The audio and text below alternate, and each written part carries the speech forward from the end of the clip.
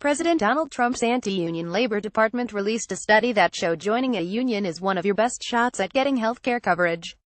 Almost every union worker, 94%, had access to employer-provided health care benefits as of March of this year, a study by the Bureau of Labor Statistics shows. Meanwhile, 67% of non-union workers don't have access to employer-provided health care.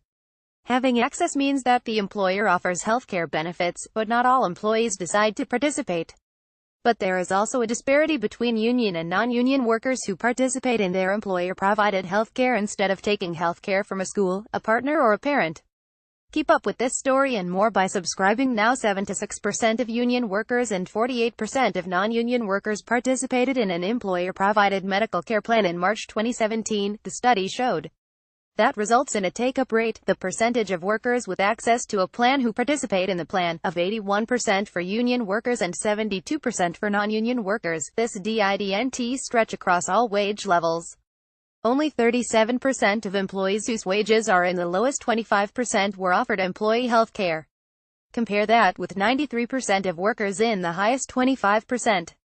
President Donald Trump has been at odds with labor unions since election season. Labor leaders spent almost $100 million campaigning against Trump, according to Politico. Once he made it into office, they said they'd give him a chance, but he almost immediately offended the Indiana union boss on Twitter, and their fight was back on. He continued his push against unions when he chose Andrew Puzda as Secretary of the Department of Labor. Puzda, a former fast food executive, is a union critic who, according to Politico, once floated the idea of automating his restaurants to avoid worker costs. Mary Kay Henry, the president of the 2 million-member Service Employees International Union, went so far as to tell Politico that Trump's pick turned the Labor Department into the anti-worker department. Somebody like Andrew Puzda earns in one day what the workers in his stores earn in a year, Henry told Politico. The absolute economic inequality that he represents is the actual thing that we've counted on the Labor Department to stand against.